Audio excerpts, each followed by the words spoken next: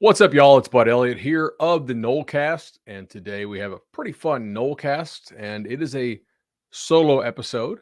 I miss Ingram dearly, but he is off on his honeymoon. We got after it pretty good at his wedding, had a really good time over the weekend, but news does not stop even for Graham to go on honeymoon. So I will be doing today's episode solo. I've got it planned out for probably somewhere between 20 and 45 minutes, just depending on how much I talk and how much fun we have.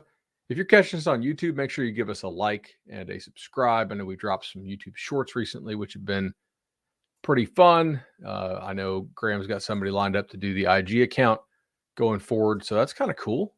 Make sure you follow us on Instagram at Nolecast. We're also on Twitter. Twitter's been down recently, so who knows how that will go. But I want to give a couple shout outs here. Tarpon Sellers, obviously, tremendous partner of ours. Also, Matt Lewis from Congruity sent me a Congruity shirt, and I am rocking it today. Pretty comfortable, man. Not gonna lie. Like, get the arms fitted. I'm feeling kind of, not jacked, but like, all right, kind of like, I don't know, dad bod jacked, I guess. Cool logo, pretty solid. It looks like there was a bad guy. It might be from like the original Ninja Turtles. There was some kind of villain organization that also looks like the Congruity logo. Anyway, they're much better than whatever org Super Shredder was part of. So you can Congruity there on the sleeve.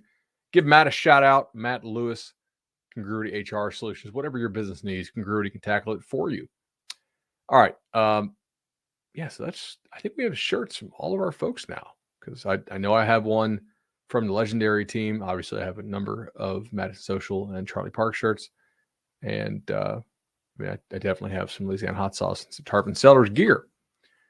All right, so let's go ahead and get into this. Mike Norvell signed a new contract extension on Wednesday, which now has him locked up with the Noles through 2029. So that is an extension of essentially a couple more years, but there are 7 years on the deal now that it runs through at an average annual value total comp of $8.05 million. I suspect the 8.05 is just to make sure that he gets over Mario Cristobal. That's a nice little dig by the school. They've recently done some pretty fun kind of stoking the rivalry stuff, announcing certain signings at 45 minutes to 3 and things like that.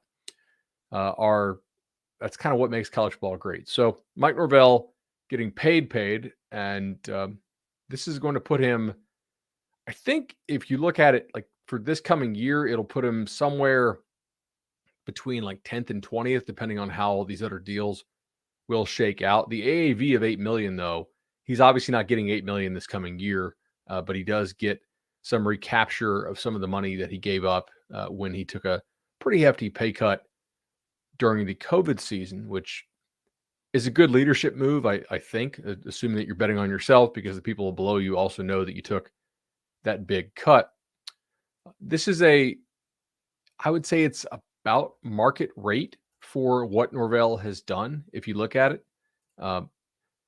So Josh Heupel is probably the best comparison I could make here. And I bring Josh Heupel up because he was at a G5 program, UCF, much like Mike was at Memphis. He did a nice job there, took his team, I believe, to I still call it BCS Bowls because I'm old, but a New Year's Six bowl, and has since gone on and done some good things there at Tennessee, including making the Orange Bowl this year. So a little more accomplished as a coach than Mike Norvell is. And Heupel just got $9 million a year AAV from Tennessee. So I think to me, that says this contract is roughly within range. Lane Kiffin got $9 million roughly to stay at Ole Miss. So I know a couple of y'all were asking like, hey, is this good market value? Did FSU get fleeced here? I don't think that they did. Now, if you were looking solely at what Norvell has done at Florida State, I would say that could be argued, not by me, but it could be argued as a bit of an overpay. However, 2 things. Number one, you have to look at trajectory. And this is the same argument, by the way, that I made with Willie Taggart. Is he making places better than when he got there. And, like Taggart made Oregon better. He made Western Kentucky better. He made USF a lot better. So you're looking at trajectory. Are you leaving the place better than they found it when you're going to make a hire, when you're deciding to give somebody an extension or not? Norvell definitely left Memphis better than he found it. Now, record-wise, we are seeing some improvement now in Tallahassee as well on the record. First year was rough. It was that COVID year. Second year was very disappointing. And I think, if Norvell writes a book 20 years from now, maybe he'll discuss the level of culture that team had versus what they thought it had, right? But clearly this past year, the togetherness of the team, the locker room culture that Norvell has established has been good. And preseason, we discussed in a video that we actually shot about this because we felt like we had very good sources on this, that Norvell was not on the hot seat and that they were going to stick with him almost regardless of record because they didn't want to have to pay another buyout, obviously, but also because they truly believed that they had the right guy in place in Tallahassee. So I would say if you put together his record at Memphis and the trajectory of what he's done in Tallahassee, has not made the ACC title game. I think this year, if you don't make it to Charlotte, I would sort of put that as the line of demarcation of success or not success with the season. If you finish third in this ACC, to me, a league where a good number of the teams are not particularly trying to win and are not competing, then I would say that is a disappointment, right? You have to. My line in the sand is you need to make it to Charlotte, barring we're not unreasonable here. If you have insane number of injuries to your best guys, that's a different story. But hopefully that does not happen. So yeah, I do think that the market rate is justified. That was a question we got there from the comment section from the little YouTube short that we released. Was anybody going to steal Mike away? Does this contract make it so that someone cannot steal him away? That's two separate questions. To my knowledge, I don't think any team was actively trying to steal him away. I don't know of any team that his agents were trying to use to leverage in this deal. Auburn would have been an interesting one, but it seemed like they had their two top guys in Kiffin and Freeze. It didn't have to go past that. Norvell is not an idiot, so he's not going to go take something like a Georgia Tech. I don't think that LSU would open anytime soon. Just kind of going through my head. Texas A&M, Jimbo's not going anywhere anytime soon, apparently, given the size of his buyout. Norvell being a guy who has Texas connections, I don't know, maybe like down the line, that's one that you would, if you're an AD, you have to plan for this stuff. It's not that you think the threat of Norvell leaving would be imminent. You just say, hey, got to keep this guy somewhat happy and on board with us so that he doesn't look at offers that he shouldn't look at. Obviously, the Texas job is a great job. I'm just in my head walking through it. I don't think he would take an Arkansas because to me, that's a paycheck job. You make a lot of money, but you're going to get fired because you can't actually win anything of substance there. The Mississippi schools, again, I highly doubt it. Alabama, sure, right? Like if Saban hangs him up in 5-6 years from now, I was like, hey, I want Mike Norvell to be my successor. Who knows?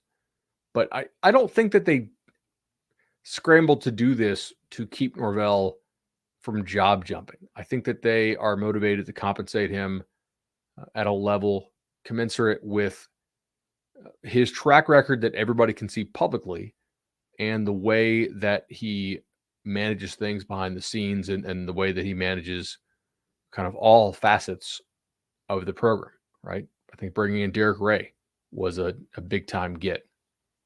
Identifying and then keeping Alex Atkins and moving that thing along to where he is now the offense coordinator. I think that is a big thing there. So Norvell has the decision makers in Tallahassee, at least the ones I talked to, pretty happy. And they are expecting big things this year. They are certainly all in on him and are showing so with the contract. But I don't think, again, that this was in response to some school threatening to take Mike Norvell. Personally, that's not really the vibe that I'm getting.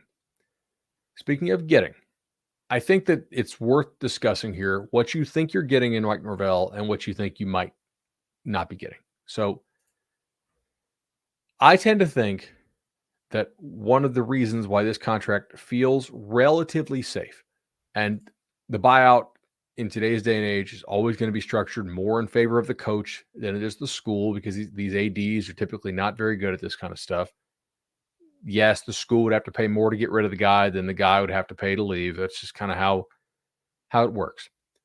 But one of the reasons that I think you feel confident in giving this amount of money, because it's $56 million over the next 7 years to Mike Norvell, is what you've seen behind the scenes, but also that what you've seen behind the scenes leads you to believe that he is a high floor coach.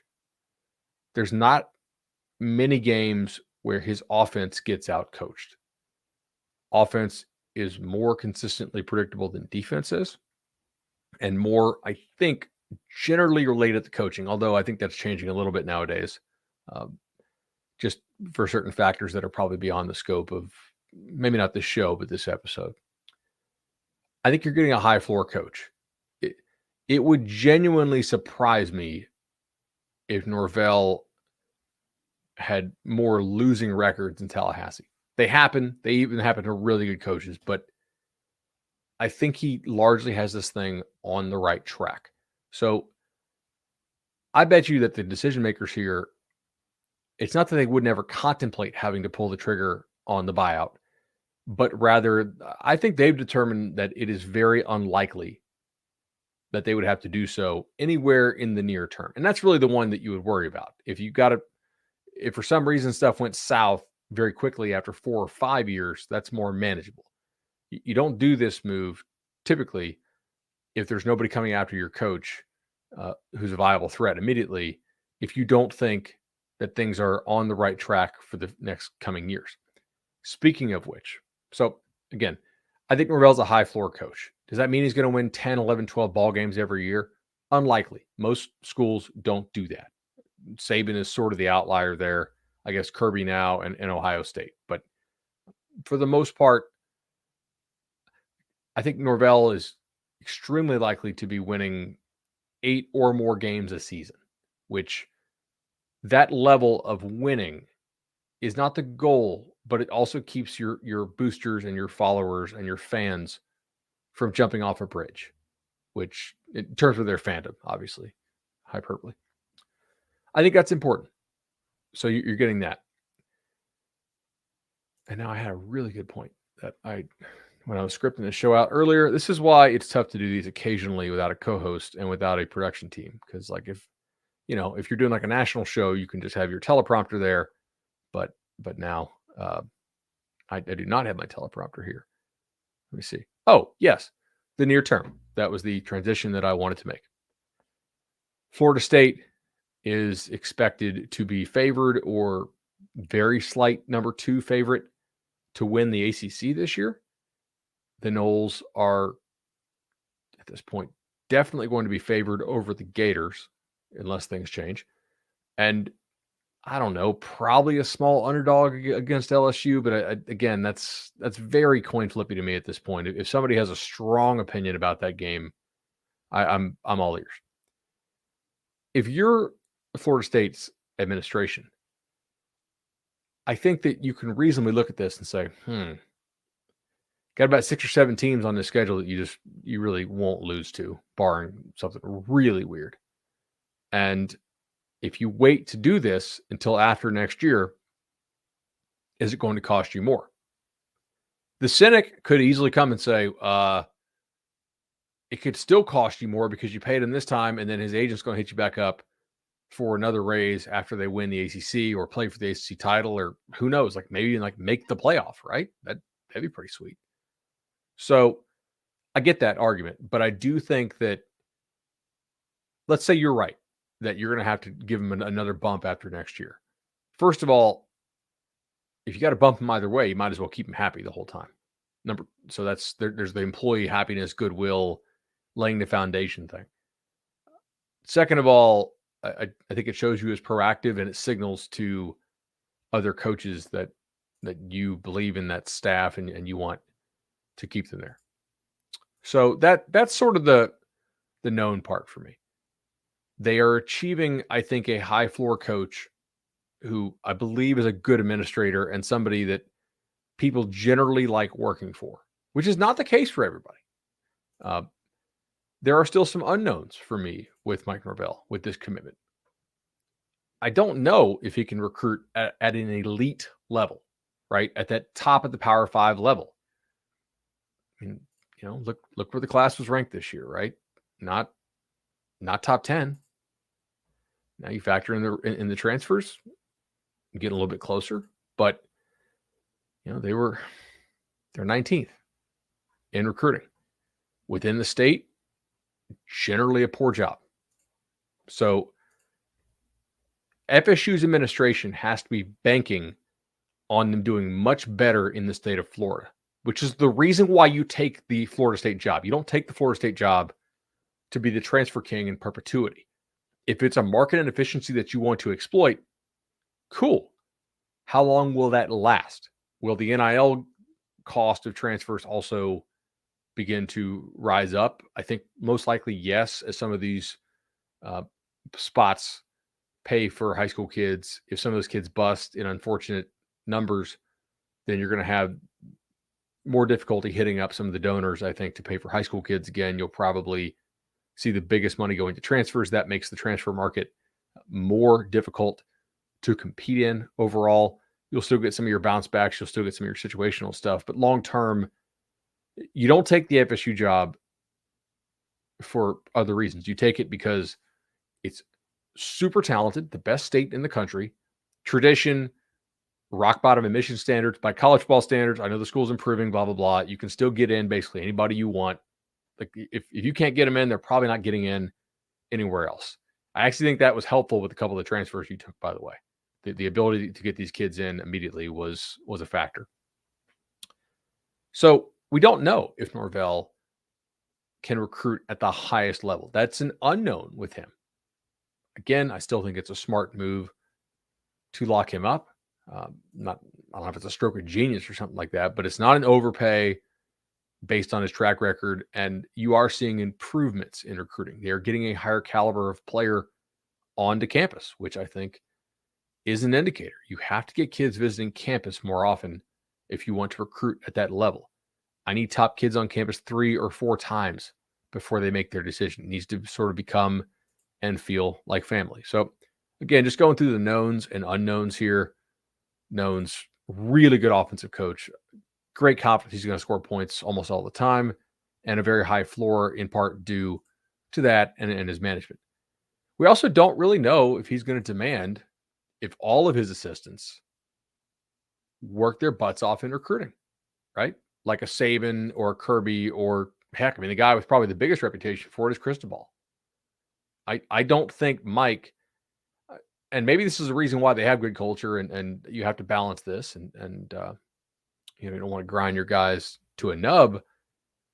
But when I'm at some of these recruiting events, I don't think that other people think all of FSU's staff works as hard on the recruiting trail as the other 2 big schools in the state.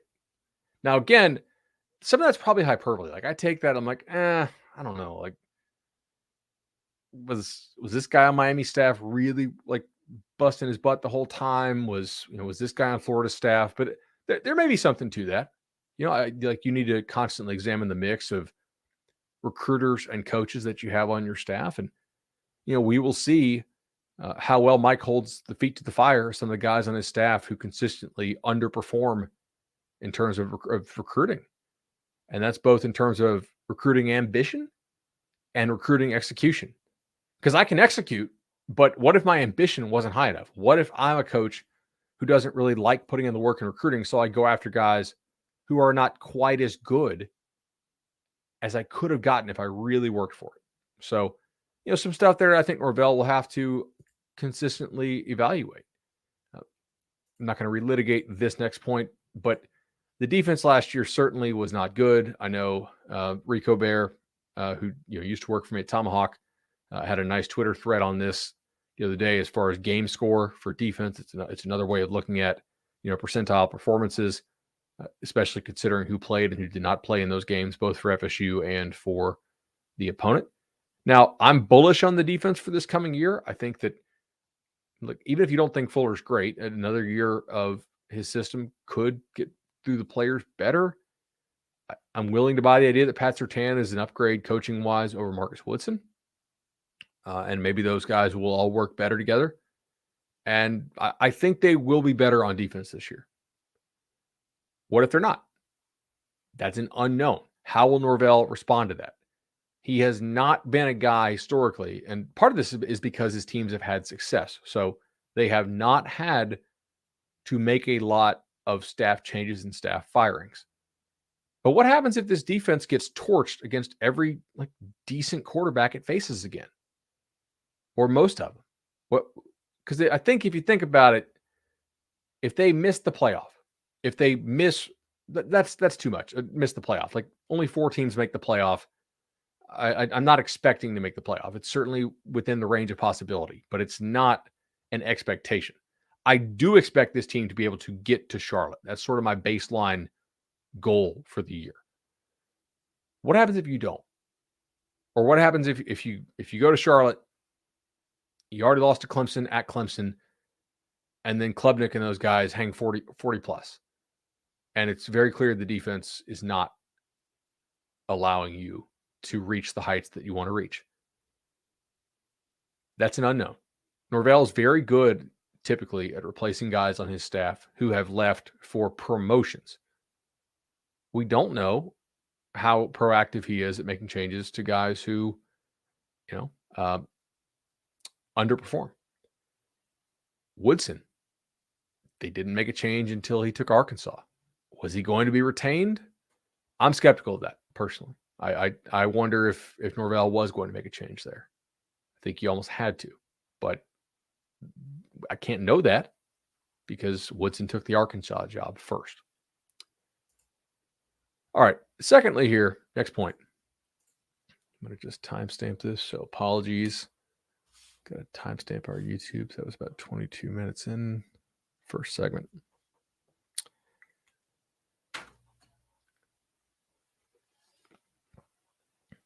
All right, next part here.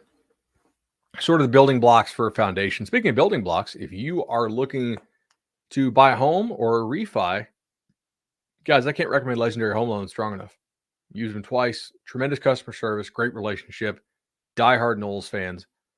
Chad and Shannon get the job done for you. They want to get you the absolute best rate. Their knowledge of the market is awesome.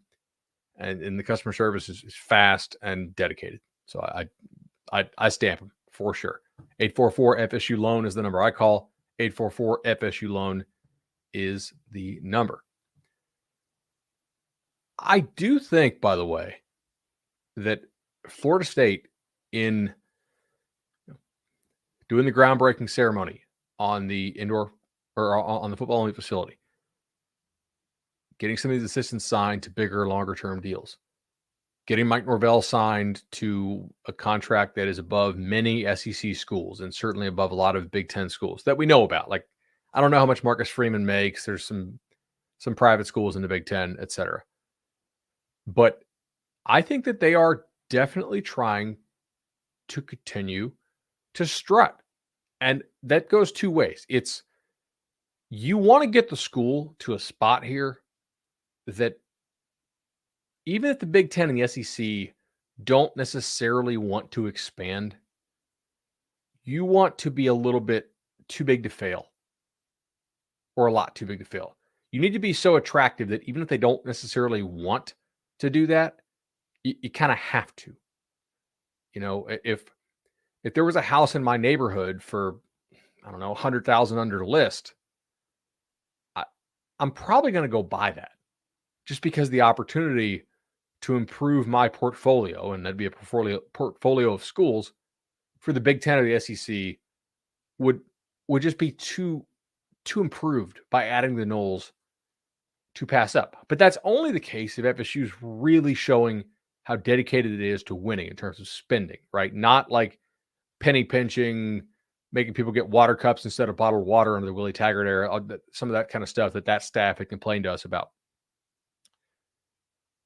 Spending big time on the coaching staff, being very competitive in the NIL space, doing well in the transfer market, building the football-only facility, whatever renovations they have coming to Doak, winning on the field, obviously, beating some of the brands from those conferences that you would hope to get plucked by, I think is a part of why you do this. It's a bit of peacocking. You're showing, hey, we got the money. People say we're broke. We ain't broke. Now, I kind of think they're trying to treat this thing as a startup. FSU football is a startup trying to get bought, right? Spending money, making an attractive product, looking to get acquired. Or maybe having the ACC open up their wallets a little more, because you do increasingly have teams in this league that are just not competitive. Like Virginia, 0 4-star recruits this year on the composite. The Hokies, 2. Duke, 0. Cuse, 0. Georgia Tech, 0. Boston College, 0. I'm almost certain here that both divisions of the SEC signed more blue chip recruits than the entire ACC combined. I don't know this for a fact, but I'm just eyeballing this thing. 1, 2, and 3 is 5. 2 more, 7. 6 is 13. 19 and 9, 28. Oh boy. That's 47. So we got 64 total blue chippers in the ACC signed this year. You think we had 64 in the SEC East or SEC West? So Georgia gets us to 22 in the East. Tennessee adds on 13 more. It's 35. Florida has 18. It's 53. South Carolina gives us 12 more. That's 64. Yeah. Kentucky 8. Missouri 5. Vandy 1. Shout out Barton.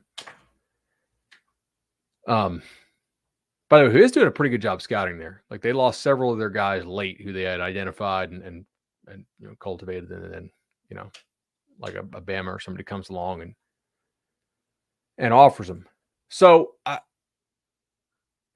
if you want to keep the Noles long term, well, if you want to keep them short term, just keep playing hardball.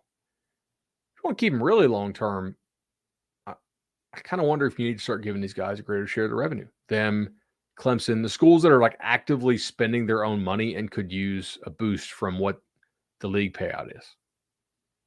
There's a lot of schools that have joined this league and have never won a damn thing.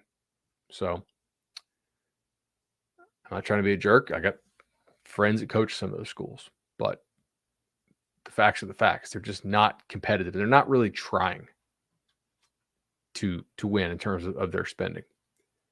So I do wonder if this is a bit of a shot, right? Let's say a couple years down the line, you go to the ACC, you're like, look, man, we can't sustain this level of spending from just our boosters and the limited TV money we get. We're going to need, if you guys want us to stay, if you want us to keep trying to make the playoff, or Clemson can make the same argument and can make it better because they've won 2 titles in the last 10 years. We're going to need more, right? Does it hurt the other teams a little bit more? Sure. Are they going to suck anyway? Almost certainly. Yeah. All right. So that was that. Now I want to transition here in the second half of this show. I don't know what we're going to talk about next week. We'll find something to do an hour show here. Maybe I'll cut these in 2. Who knows? Probably could. We got about 30 minutes here. Yeah, I'm going to cut these 2 30-minute shows. All right, y'all. Appreciate it. Make sure you check out Charlie Park for all your brunch and meeting needs there in Tallahassee. Legendary team. Congruity, like on the shirt. Tarpon Sellers. I'll see y'all on the flip side.